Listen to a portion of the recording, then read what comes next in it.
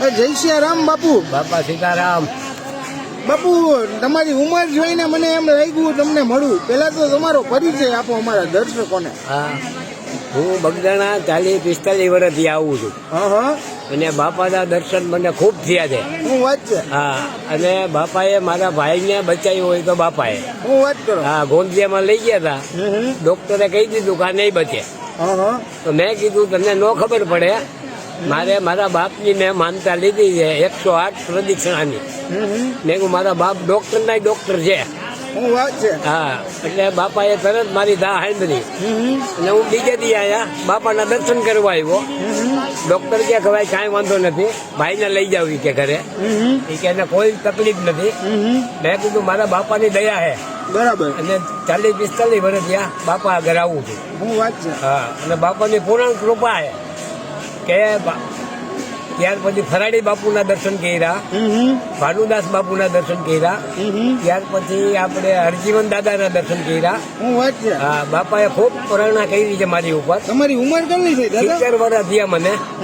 અને બાપાની દયાથી મારે કોઈ જાતની તકલીફ નથી. અને બાપાની ખૂબ કૃપા છે. તમને આમ બાપાની અનુભૂતિ થતી હોય એવું કેમ લાગે? બાપા આવે કે શું લાગે? બાપા મને સપનામાં ઘણી વખત આવ્યા છે. હું વાત છે. હા, અને બાપા કે બેટા તું ક્યાંય દુઃખી નહીં થા. એમને? હા, એ કે તારા પરિવારે તને સાચવશે. ભાઈ આ મિત્ર તમારા એ પહેલી વખત આવે છે બગદાણા. એ કે મારા બાપાના દર્શન કરવા છે. તો એ બાપાએ એને પાલના કરી કે તમે આવો અને મારા દર્શન કરો, તમારે બધી દવા બવા બધી વહી જાય. કેટલા ટાઈમથી તમે 40-45 વર્ષથી આવું છું. બાપાની દયા છે. ભાઈ અને એક સેવક બાપાના મને બધા ઓળખે છે. તમારું નામ કહી દો અમારા દર્શક. રમેશભાઈ પ્રાણલાલ મહેતા. મૂળ ગામ? મારું મૂળ ગામ ખોરાણા, બિલેશ્વર આગળ ખોરાણા.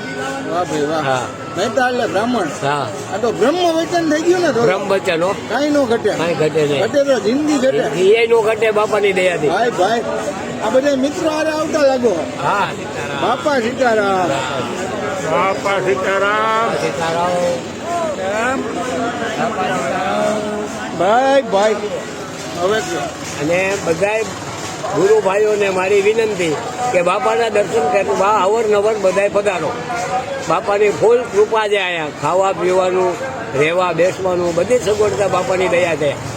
તમે તિથિ પૂનમ બધું કમ્પ્લીટ આવી જ જવાનું ને?